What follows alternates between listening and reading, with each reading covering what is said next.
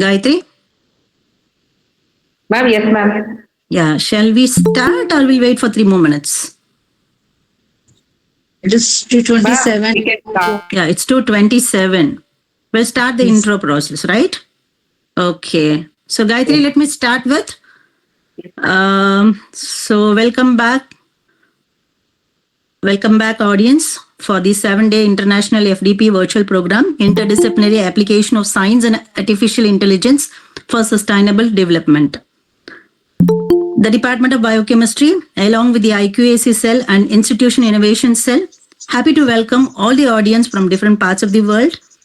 So for the past 3 days, we were having different sessions from a person from Sweden, Faisal Mahroub. Then we also had Sachin Kumar Patel from Maharashtra. And yesterday we have Dr. Deva Ashirvatham, who was a PhD PDF scholar. So all the sessions till now dealt with emphasizing on the application of AI in the life science sectors for the sustainable development. We hope that this FDP could be enlighten you with a lot of skills based on AI and its application in both biological sciences and life sciences. Today, we have Dr. Shaini Ma'am, Department of Microbiology, Safai Institute of Advanced Study, Malappuram District, Kerala. Madam will be highlighting on the topic novel aspects in bioremediation and advanced and emerging perspectives. We like to thank at this moment Dr. Usha Ma'am, Department of Microbiology from RVS College of Arts and Science, for introducing us, the chief guest over today. And we are proud to say that Dr. Shaini Ma'am is an alumnus of RVS College of Arts and Science in the year 1997, who belong to the sector of microbiology. We are happy to welcome once again on behalf of the management, RVS College of Arts and Science. On behalf of IQAC cell and IIC cell, I again welcome you, ma'am, to the forum. Over to you, Gayatri.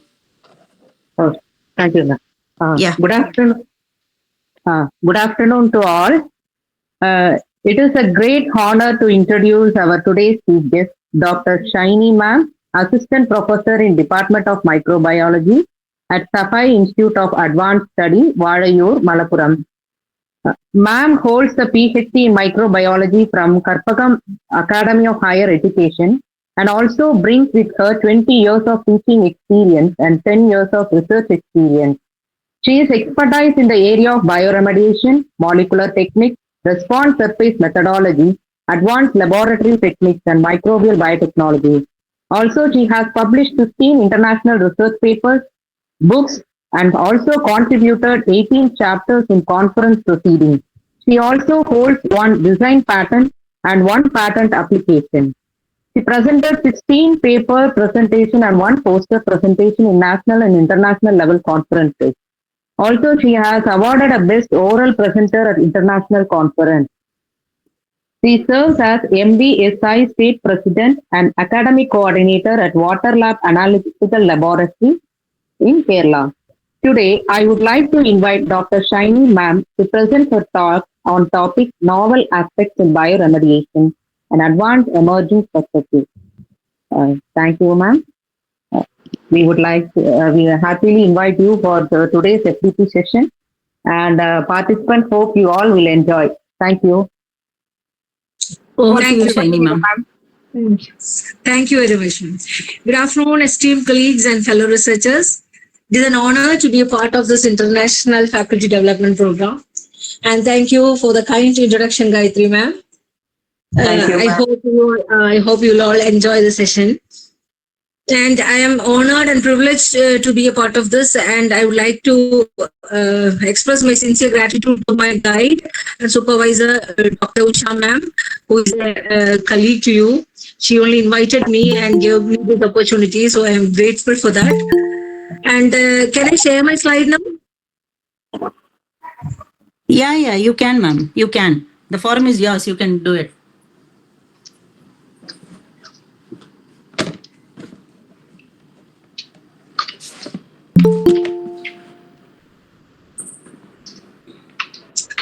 Is it visible now? Yeah, it's visible, ma'am. But you have... Yeah, it's visible. Okay. So let me start today's session. So today we will be exploring novel aspects in bioremediation, advanced and emerging perspectives. So as we face an era of increasingly complex environmental challenges, our traditional approaches must evolve. Today we will discuss how the field is shifting from basic microbial application to sophisticated engineered systems in bioremediation. So this bioremediation remains the premier eco-friendly solution because it leverages natural biological processes to detoxify contaminants into harmless byproducts. The advantages are manifold. It is a non-chemical, cost-effective, and minimally disruptive on-site treatment. So, however, as we will see, the simplicity of this natural processes is now being augmented by high-tech interventions to meet modern demands. So we typically categorize remediation based on biological agent we employ. Whether it is phytoremediation using plants to stabilize soil or water sediments, or bacterioremediation where we use bacteria to treat various kinds of pollutants through ex situ and in situ soil treatment, or mycoremediation where we utilize the fungal enzymatic pathways. Each one has its own niche, and the novelty we are discussing today often involves the crosstalk between these three kingdoms. Now, usually the core mechanism that is involved in bacterial remediation is a cycle of analysis of contaminants, choosing an ideal culture, and then environment placement of it. Microbes consume contaminants as organic nutrients, leading to enormous biomass growth, and then they eventually convert these pollutants into carbon dioxide and water. While this looks straightforward in a diagram, the efficiency of these steps is precisely where the real world gap occurs. We can see that this microbial remediation can happen by many methods.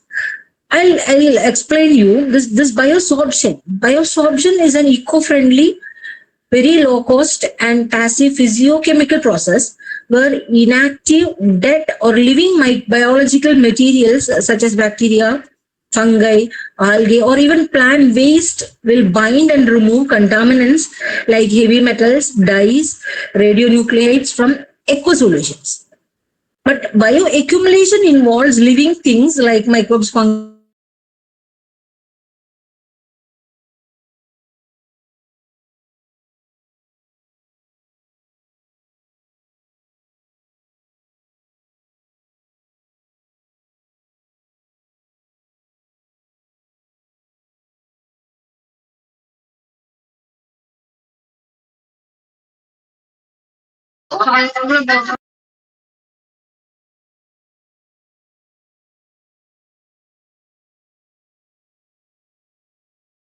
Ma'am? Hello? Your voice is... Hello, ma'am? Ma'am, please ask her to unmute the mic, ma'am. Ma'am, kindly unmute your mic, ma'am. Shiny, ma'am.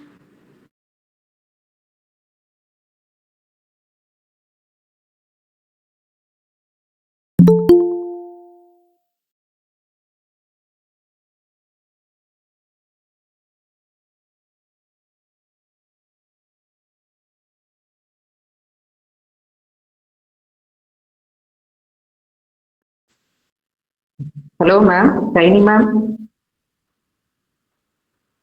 Am I audible to you, ma'am?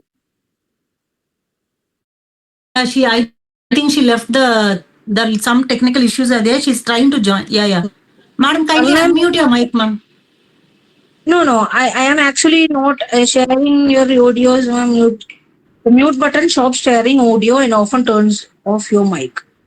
Gayatri, when you just mute the audience, every mic is unmuted. This is the problem. Yeah. I think you have to look into that. You just specifically select that particular participant and try to mute them. Okay. So this is the technical thing happening here. Okay. Sorry, Shiny, ma'am. You can continue, please. Okay. Okay. You can proceed, ma'am. Okay.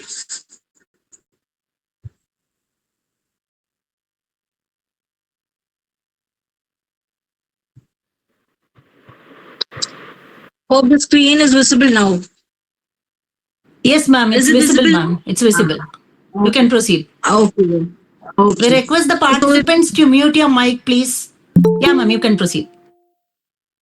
Okay, so we were discussing about the core mechanism that is involved in bioremediation, like biosorption, bioaccumulation, biomineralization, biotransformation, etc. So, as you all know, biosorption is an eco-friendly, very low-cost and passive physiochemical process where inactive, dead, or living biological materials such as bacteria, fungi, algae, or plant waste bind and remove contaminants like heavy metals, dyes, radionuclides from eco-solutions. But bioaccumulation involves living things like microorganisms or plants. They will absorb and concentrate the pollutant, such as heavy metals and persistent organic pollutants from their surroundings. So, this process effectively remove toxins from soil and water, but concentrate them within the organism for later removal. So, this often involves intracellular uptake, while biosorption involves the surface absorption. Then comes biomineralization. This is a microbially induced process that converts hazardous soluble contaminants into insoluble, stable, and less bioavailable mineral forms. So, by stimulating bacteria to synthesize minerals like carbonates, phosphates, or sulfides, this technique effectively will immobilize the pollutant in soil and water. So, this will significantly reduce their environmental toxicity. Whereas biotransformation is a chemical alteration of the environmental contaminant. This will be converting into a less toxic, more soluble or non-toxic compounds by microorganisms or even enzymes. So it acts as a detoxification mechanism, changing the structure of contaminants to allow easier degradation or removal. So understanding these distinct pathways is crucial for choosing the right novel methodology. So currently, the practical methodology is being widely explored and implemented in modern bioremediation is all this enzyme-centric bioremediation and rhizosphere engineering, endophytic bacteria using in bioremediation. So in the enzyme-centric bioremediation approach, the enzymes themselves are the primary agents to pollutant degradation rather than the whole microbial cells. Microorganisms produce enzymes that will actually perform the chemical breakdown of pollutants. So if enzymes are the real catalytic machinery, why not use them directly? So this approach actually involve extracting a specific degradative enzyme and applying this purified or immobilized enzyme directly to the contaminated sites. So this will be actually like using a cell-free catalytic system. And this is very important because in harsh environment, many microbes may not survive. But the enzymes will be still functioning. And the specific enzymes can attack specific pollutants. For example, making this can degrade phenolic, bring halogenases or chlorinated compounds. So we need to focus on a single enzyme. Then there is no introduction of genetically modified organism into the environment. So there is a reduced risk of ecological risk also. But when we go for this procedure, there are limitations. This is enzyme stability sometimes can be very low. It depends upon the enzyme we choose. And usually we require immobilization techniques for their use. And we also will have to provide many cofactors for the active function of the enzymes. But in the case of rhizosphere engineering, here the core concept is that we will be enhancing the plant microbe interactions in the root zones. And this will stimulate the pollutant degradation. So rhizosphere, as we all know, this is one of the most biologically active zones in soil. So this plant roots may release sugars, organic acids, amino acids, and secondary metabolites. And these compounds will stimulate microbial growth. They will activate degradation genes. They will increase pollutant bioavailability. I hope you are audible. I'm audible now. Yes, ma'am. You are audible. You can proceed, ma'am. So what we do, we will select plants with strong root exudate profiles, and we will inoculate rhizosphere with this pollutant degrading bacteria. We will optimize soil nutrients to enhance synergy, and then we will combine this with phytoremediation. Now the plants will provide enough carbon for the microorganisms, and the microbes will degrade the pollutants in exchange. So this will improve the soil structure, aeration, and also will enhance the microbial diversity. And these methodologies can be applied for petroleum contaminated soils, heavy metal stabilization, and even pesticide degradation. When we come to endophytic bacteria in remediation, you'll be using bacteria that live inside the plant tissues, and this will be used to detoxify pollutants internally. Unlike rhizosphere microbes that live outside roots, these endophytes will reside inside plant tissues, stems, roots, or leaves. So normally what they use is they will produce the ACC deaminase, or they will involve in siderophore production or biosurfactant secretion, and even the detoxification enzyme expression is involved. So normally this rhizosphere approach, this endophytic approach is better than rhizosphere approach because they will get protection from natural environmental fluctuations, and they will get direct access to plant absorbed contaminants. In the soil, they will have to go search the contaminants, but in the plant, if it is inside the plant will be absorbing the contaminants into them, and they can remove the toxins inside the plant itself. So this classical bioremediation is no longer enough. Why we are saying like that? Because we can see that in the left side, we have an idealized laboratory condition. So in the laboratory, what we usually do is we will be working with a single compound pollutant, and this microbial strain we will be isolating, we will be optimizing it, and it will be well characterized. And then we will optimize like pH, temperature, oxygen, nutrient supplies, moisture. These all parameters will be tightly controlled. And the microbes are in a very stress-free environment. They will be metabolically very active, they will be happy, and they will be highly efficient. And the substrate concentration will be also be non-porous. And there is no competing microorganism inside the flask, and there is no fluctuating environmental stress. So under these conditions, what happens is the degradation kinetics will look very impressive, and we will obtain clean graphs, predictable models, and statistically very strong results. But this system is actually artificially simplified by us. So now when we come to the real world, in actual contaminated sites, what happens is rarely there is a single contaminant. Instead, we see a toxic cocktail: hydrocarbons, heavy metals, pesticides, PFAS, plastic residues, solvents. They will be all interacting chemically and biologically. And one compound may be inhibiting degradation of another. And the metals may suppress the enzymatic activity, and some compounds will be highly recalcitrant and non-biodegradable. And not only that, the environmental heterogeneity is also extreme. There will be gradients of oxygen, moisture, temperature, redox potential, even nutrient availability in soil. So this environmental conditions like rainfall, seasonal shift, groundwater flow, sunlight exposure, all constantly alter the condition. So in these conditions, the microbes will become highly stressed. There are many limitations. We will harness nutrients, then toxic concentrations of the pollutant, then they will be having a competition from the native microbiota, and also predators and the environmental fluctuation. So as a result, what happens is microbes becomes metabolically inactive, outcompeted, and usually they die off.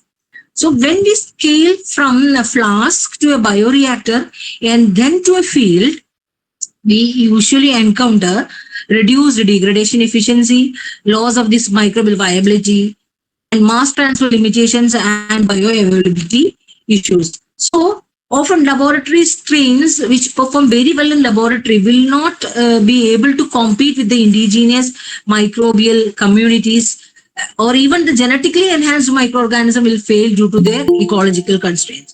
So if we continue to design a bioremediation solution purely under controlled laboratory paradigms, we will repeatedly face field level failures.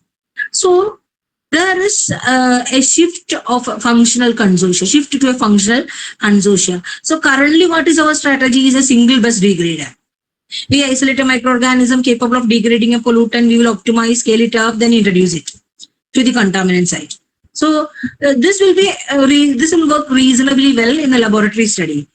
But when the natural or the real field application happens, what happens is most pollutants will degrade through multi-step metabolic pathways. The single organism often performs only part of the pathway.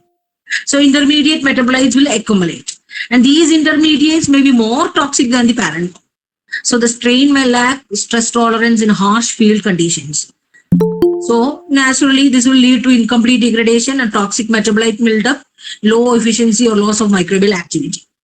So now we are considering a better model, which is a consortium model. A functional consortium is not just a random mixture of microbes. It is a metabolically complementary community. The designed or selected for synergistic degradation, which is very ecologically stable. The main advantage of this is one organism will be initiating a degradation and another organism will utilize this intermediate and the third will complete the mineralization process. So this will prevent the toxic intermediate accumulation, and this process is known as metabolic cross-feeding or syntrophic cooperation. So instead of metabolic overload to one strain, different microorganisms specialize in different enzymatic steps and energy burden will be distributed and the efficiency naturally will increase. So in a consortium, some microorganism will produce some metabolites and others will detoxify the harmful compounds, and biofilm formation will also enhance the resilience. So bioremediation must move from who is the best degrader to what community interactions drive complete detoxification. Now let us see the functional roles in consortia. Okay, the most important message here is that we must design a consortia based on metabolic roles, not on taxonomy. That is, in other words, it is not about which species we present. It is about what functional contributions they can provide. Normally in a consortium, the first organisms or predominant organism will be the primary degradase, which is known as the initiators of breakdown. And these microorganisms, they will perform the first enzymatic attack on complex pollutants. For example, azo dyes, they will undergo azo bond cleavage. Or polycyclic aromatic hydrocarbons, they will undergo ring hydroxylation. Or complex hydrocarbons, they will undergo initial oxidation. So this primary degradase normally will possess oxygenases, reductases, hydrolyses like enzymes. And they will convert the stable parent compound into an intermediate metabolite. And they will create small entry points into the degradation pathway. But they often cannot complete mineralization. They cannot do that complete mineralization process. If they are not supported with other organisms, this toxic intermediate will accumulate and sometimes feedback inhibition may also occur. So they naturally require partners, which is the secondary degraders. These are actually the metabolic finishers. So these secondary degraders utilize the intermediates generated by the primary degraders. And for example, aromatic amines formed from the azodite cleavage will be utilized by this secondary degraders, or organic acids from the hydrocarbon oxidation. So these organisms, they will prevent this intermediate accumulation and they will drive the pathway toward complete mineralization. So often possess ring cleavaging dioxygenases or beta oxidation enzymes. These organisms will be having these type of enzymes. And this presents the metabolic handoff, which is the core concept in the syntrophic metabolism. So without the secondary degradase, the system will stall there. And the third and final important contributors in the consortium is the detoxifiers, which are the environmental protectors. In contaminated sites, pollutants will rarely occur alone. Heavy metals, we know that toxic cocktails. So many toxic components will be occurring together. So these detoxifying microorganisms, they will act as an ecological buffer. They will sequester some metals. They will transform the metals into less bioavailable forms, or they will produce metallothioneins or biosorbents. So as to reduce this oxidative stress. So their role is not actually in direct degradation of organic pollutants, but they will protect the consortium from this environmental toxicity. So this is very critical for maintaining the overall consortium activity. And then fourth microbes that is found in this consortium is the biofilm formers, which are known as the structural engineers. These microbes, they will provide structural stability to the consortium, and they will also produce extracellular polymeric substances. They will provide protection against desiccation and toxic shock, and they will also improve the substrate retention. And so this biofilm is produced by the microorganism will increase the cell-to-cell proximity. We all know that. And they will enhance the metabolic exchange. They will even facilitate the quorum sensing. and they will improve the horizontal gene transfer. So a microbial consortium is not just a crowd of microorganisms, it is a coordinated, metabolically integrated system where each member will be performing a defined ecological function. So this bioremediation success depends not upon strength of one microbe, but on the harmony of this all these component microorganisms. Now, we should also understand what are the changes that is happening in the contaminants. Traditionally, bioremediation is focused on petroleum hydrocarbons, industrial solvents, and simple organic pollutants. So these are often biodegradable under optimized microbial conditions. However, today we are facing a new generation of contaminants. These are chemically complex, persistent, and biologically destructive. These contaminants do not exist in isolation. They always exist as a toxic cocktail. And normally they will have a mixture of PFAS, which is per and polyfluoroalkyl substances, pharmaceutical residues, personal care products, hormones, endocrine disrupting chemicals, plasticizers, and even microplastics. So this combination of the are what we call as toxic cocktails now. And these mixtures or these chemicals, they will interact chemically, they will interfere with microbial metabolism, and they will produce a synergistic toxicity. So let us see these chemicals in detail, because these are the most prominent contaminants now present in the environment. What is PFAS? PFAS is the per and polyfluoroalkyl substances. These are highly stable due to their strong CF bonds present in them. And they are resistant to heat, they are resistant to chemical degradation and even biological breakdown. And these chemicals are known as forever chemicals.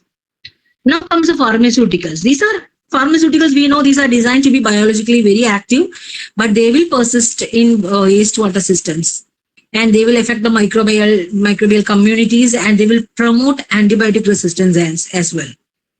And the compounds that is present in the personal care products and plasticizers include parabens, phthalates, bisphenol derivatives, which will enter the water system, wastewater systems through domestic discharges. And they will mimic hormones, they will disrupt the endocrine systems, and they will affect the aquatic organism even at a very nanogram concentration. So these are not acute toxins. They are chronic disruptors. Now comes the hormones or endocrine disrupting chemicals, which are known as EDCs. They alter the reproductive biology, and they will interfere with developmental pathways. They will impact wildlife population dynamics. So even at very extremely low concentrations, they can produce biological effects. Now comes the microplastics. They will provide surfaces for biofilm formation. They will act as carriers for heavy metals and hydrophobic pollutants, and they will transport the pathogens across the ecosystems. So they are not just physical barriers, they are mobile pollutant platforms. So these emerging contaminants are structurally very complex, and they often present at very trace concentrations, exist in mixtures, and they require multi-step degradation pathways. Sometimes they lack non-natural degradation pathways itself. So we must shift from a pollutant removal system to a pollutant transformation and detoxification system, and from concentration reduction to ecological risk reduction methodologies, and from a single compound testing to mixture-based evaluation procedures. So we are no longer cleaning oil spills alone. We are addressing invisible, persistent, biologically active chemicals that reshape ecosystem at molecular levels.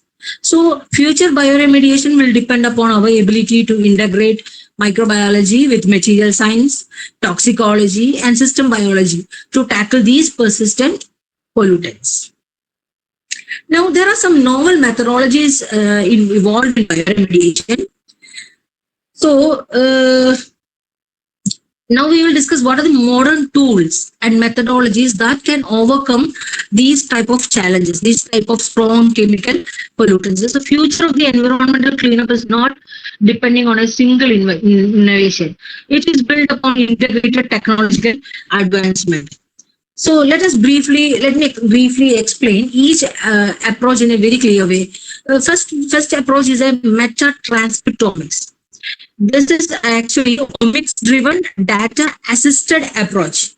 What do you mean by this is omics driven and data assisted approach.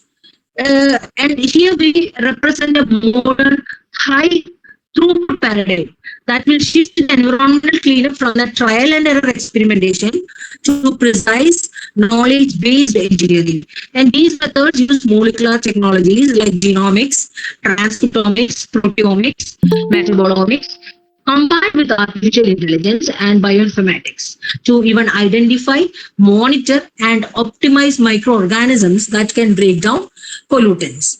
So let us dwell deeper into this omics driven approach. In these technologies, which is collectively referred to as multi-omics, they will allow researchers to look directly into the black box of the contaminated sites to see which organisms are present there, which genes are active, and how they are responding to the contamination. And one of the most important area here is metagenomics.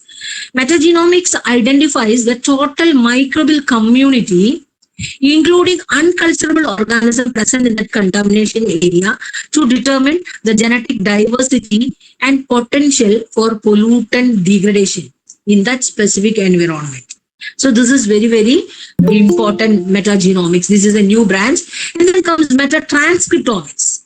Metatranscriptomics will investigate which genes are being expressed or active by the community, offering a real-time insight into the microbial metabolism and stress responses that is at present happening in that contaminated area. Then metaproteomics. Metaproteomics involves the proteins and enzymes produced. They will directly correlate the microbial activity with the detoxification of the contaminants. And then comes metabolomics. Here, the profiles of metabolites and intermediary substances that is formed during the biodegradation will allow the metabolic pathway mapping, and we can identify the degradation rates. So these techniques actually allow discovery of novel enzymes and the creation of highly efficient microbial consortia that can degrade recalcitrant pollutants. Okay, now comes the data assisted approaches. What is data assisted approach? Here, the massive amount of data generated by omics technologies requires computational analysis. And this data assisted methods use this information to predict, model, and manage bioremediation process. For example, bioinformatics and the computational modeling tools, they will process complex data sets to map metabolic pathways and predict how microbial populations will behave under different environmental conditions. And AI and machine learning used for this predictive modeling of contaminant removal, they will be identifying the best microbial candidates for the specific site. And they will optimize the environmental parameters like pH and oxygen level, all virtually, not for the wet lab experiments. And technologies like the smart sensors and IoT, that is Internet of Things, will provide real-time monitoring of the environmental parameters, like how much oxygen concentration is present at the time, what is the temperature, what is required, what is the nutrient levels present, and what is the pollutant concentration present at that particular area. So AI algorithms analyze this data from sensors and omics studies, and they will suggest necessary adjustment to the treatment process. Like what are the nutrients that has to be added, what are the microorganisms feasible to add into that particular area, like that. So the integration of this omics data with computational intelligence will help to engineer microbes through CRISPR or direct evolution, so to express the higher levels of degrading enzymes. So the future of the environmental cleanup is no longer purely biological. It is bio-integrated, data-driven, and engineered. Next comes the engineered microbial consortia, which is much simpler than this first omics method. So in engineered microbial consortia method, we use genetically engineered microorganisms to accelerate, improve, or destruct the environmental pollutants that natural microorganism cannot effectively degrade. So by utilizing recombinant DNA technology, we can introduce specific catabolic genes or enhance existing metabolic pathways. These engineered microbes can consume, even transform or mineralize hazardous compounds into non-toxic and simpler compounds. So the goal is not just degradation, but is to produce a stable, resilient ecosystem integration. And then the third system is nanobioremediation. Nanobioremediation is actually an integrated concept of nanoparticles and microbes that will combine abiotic and biotic process. The first phase will include the nanoparticles entry into the contaminated site. They will follow a process like absorption, adsorption, dissolution, and photochemical reactions. And then the second phase will include microbial introduction process such as bioaccumulation, biostimulation, and biotransformation. So this technology will merge the high reactivity of nanomaterials with the natural, efficient degradation capabilities of the biological agents like bacteria, fungi, or plants. So the common nanoparticles include metal oxides like titanium dioxide, zinc oxide, iron oxide, even carbon nanotubes, and carbon nanobiosorbents, which will be typically sized between 1 to 100 nanometers. So these nanoparticles, they will increase the pollutant bioavailability and they will act as a catalytic enhancers to the microorganism. So when these nanoparticles are combined with microbes, we can create bio-nano hybrid system with enhanced efficiency. And finally, we come to bioelectrical and bioreactor advances. Here we are moving to a process level innovation. Okay, bioelectrochemical systems or BES and advanced bioreactors. These are transforming bioremediation from a passive, slow-acting process into a very active, high-efficiency technology. So these advancements will combine the metabolic power of microorganisms with electrochemical or engineered systems to treat recalcitrant organic pollutants. So BES technology or this bioelectrochemical systems, okay, this uses electroactive microorganisms which are usually known as exoelectrogens, okay, and that will be directly exchanging electrons with electrodes, enabling the degradation of pollutants that are very difficult to treat with conventional methods. For example, I'll give you two examples. One is microbial fuel cells, okay, or MFCs. These will break down the organic contaminants at the anode and they will use the released electrons to generate an electricity, which can then drive the removal of pollutants at the cathode. So the recent advances show that the soil MFCs can remediate petroleum contaminated soil in situ by using the soil microbes to generate electricity, reducing the need for external energy. And then comes the microbial electrolysis cells, that is MECs. MECs are very small external voltage. The MECs, what they do is they will use small electronal voltage like 0.2 to 0.8 volt. And this is used to increase the speed of biodegradation and produce high value products like hydrogen from wastewater. So these are two examples of BES technology currently what we are using. And then bioreactor advances. Let us see what is this bioreactor advances. Modern bioreactors, they provide highly controlled, optimized environment for specialized microbial consortia to operate. Now, for one example is slurry phase bioreactor. These are used for highly contaminated soil. So mixing the soil with water, they will create a slurry. And this drastically will increase the contact between the microbes, nutrients, oxygen, contaminants, and this will make them very effective for treating recalcitrant pollutants like pesticides and polycyclic aromatic hydrocarbons.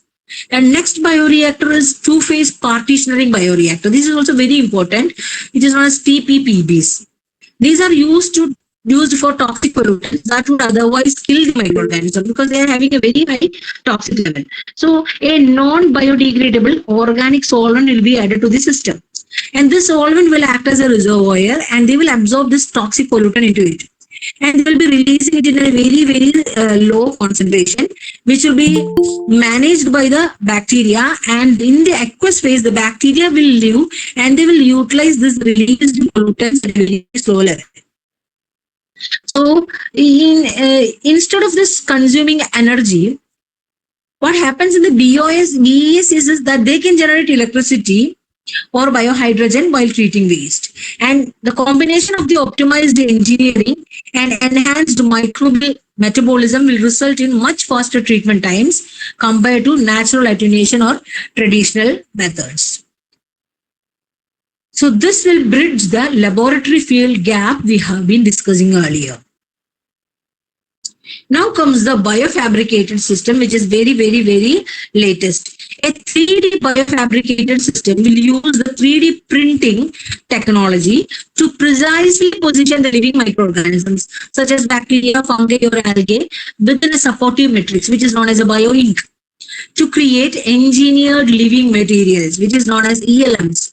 This will be used to clean up the contaminated environments. This technology represents a green approach to environmental restoration, offering highly customized, scalable, and efficient solutions for treating water, soil, and wastewater. So this 3D printed matrix provides a protective environment for the microorganism, allowing them to survive and function in harsh, polluted environments where they might not survive otherwise. The 3D printing also allows for an arrangement of different microbial strains in a particular or specific pattern to create synergistic biofilms, where one strain can provide nutrients or oxygen to the another and enhancing the overall degradation efficiency. So these materials can capture pollutants while the encapsulated bacteria inside will degrade the organic contaminants. This is one of the very, very latest methodology in bioremediation, 3D biofabricated systems. Now, as we conclude, it is very important to recognize while bioremediation has advanced significantly, it is not without challenges. The future of bioremediation depends not only on innovation, but on our ability to address technical, biological, regulatory, and ethical barriers. We are facing a lot of technical barriers, which will implicate small problems like soil composition differing from one side to another, pH, temperature, moisture, salinity fluctuations, and oxygen availability variations. Mixed pollutions often coexist. So what actually works in the laboratory always fails in the field. And we also face bioavailability limitations and scale-up issues in technical problems. But biological challenges, this is entirely new, entirely different. They are concerned about the horizontal gene transfer, ecological imbalance, and unintended ecosystem effects. The questions usually arises: will these engineered microbes outcompete native species? Or can this modified gene spread uncontrollably? Or what are the long-term ecological impacts of these? So these are all biological issues or challenges we face. And then comes the regulatory and ethical challenge. Usually we know that we have a very strict biosafety regulations, and approval processes are very, very lengthy, and field trials will require multiple permissions. And not only that, fear of genetically engineered microorganisms is still existing, and ethical debates around environmental gene editing, misinformation affecting policy decisions. So usually the scientific advancement must always align with the public trust and the transparent communication and responsible innovation. The technology alone will not be enough. Governance and social acceptance are very, very important. So I would like to conclude by saying that bioremediation is not just a scientific tool. It is a promise of sustainable environmental restoration. While challenges and knowledge gaps remain, they are not barriers, they are frontiers waiting to be explored. And the future of the environmental cleanup will depend upon our ability to integrate innovation with responsibility, technology with ethics, and science with society. If we can do that, then bioremediation will not merely treat pollution, it will redefine how humanity is restoring the planet. Thank you very much. That is all what I have to convey to you through this session. Thank you, ma'am. Thank you very much for listening to me. Yes, yes, ma'am. Yes, ma'am. Thank you so much. Audience, dear participants, do you have any queries? This is a session for queries now.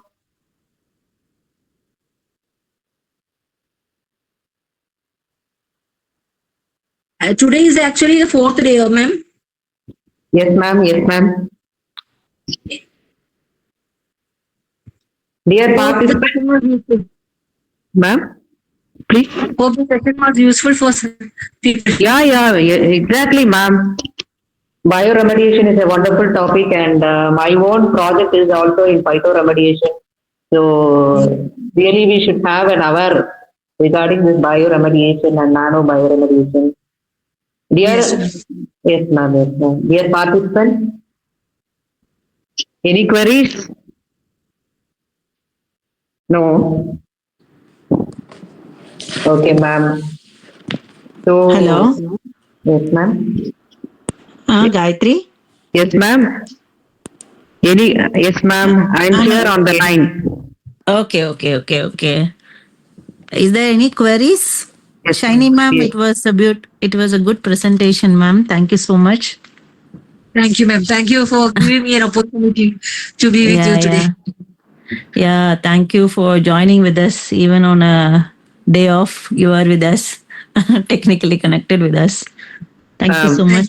Yes, ma'am. Participant, any queries? No. You can either post your queries in the chat box or you can directly unmute and you can just discuss with the chief guest. Okay. So, Gayatri, I hope you have posted the feedback link, right? yes, ma'am, I have to post now. Yeah, Before you can that, just post it. yes, ma'am. Before that, I would like to thank our today's chief guest, respected Dr. Shiny ma'am. Our heartfelt thanks for sharing your expertise on novel aspects of bioremediation. Your insights on innovative approaches have inspired us, ma'am. We are grateful for your time and valuable knowledge. And also a very big thanks to all the faculties in our department for organizing this event and making it in a successful manner. And thank to everyone for being such an engaged audience. Your participants made today's session really special. So thank you all and happy Valentine's Day for all the participants and our chief guest and our HOD ma'am and all. So hope you enjoyed the session well. If any queries, please you can post it in the chat box, and also your feedback link also will be available in the chat box. So thank you all. Thank you, ma'am. Thank you for your wonderful presentation, ma'am. Thank you. Thank you. Thank you very much. Thank you. Thank you so much, Shiny ma'am. Thank you. So participants, I hope that on the chat box there is a feedback link. We request you to fill in the feedback link before you leave the session. And the day 5 FDP is on 16/2/2026. We'll have a guest called Dr. K. Pradeep. He is an associate professor from the Department of Ayurveda College, Government Ayurveda College, Kannur, Kerala. He will be discussing on the topic need for collaboration research with Ayurveda and biological sciences. And on day 6, we have on 17/2/2026, we have Mr. Lakshmanan N, the CEO of Allwell Company. He'll be discussing on the topic translational biochemistry from lab to industry. And on day 7, that is on 18/2/2026, it will be our last day FDP, and there will be a valedictory session too. So Dr. S.P. Suryaraj sir, he'll be addressing on the topic the projects, that is how to build the projects from the industry through the intelligent sectors or intelligent technologies. So we request you to stay connected with us for the next 3 days for a full completion of 7 days FDP International FDP program. So thank you so much for joining with us. And we also request you to stay back in the WhatsApp group. Several other links and day sessions will also be shared in that particular WhatsApp group. Thank you so much. Gayatri? Yes, Thank you, ma'am. Yeah, thank you, Shiny ma'am. Thank you so much. Thank you. Yes, ma'am. Yeah, Sudhar. Yes, ma'am. I am on the line. Yeah. You can just stop your recording now. Okay, ma'am. Okay. I hope you can wait for about 10 more minutes before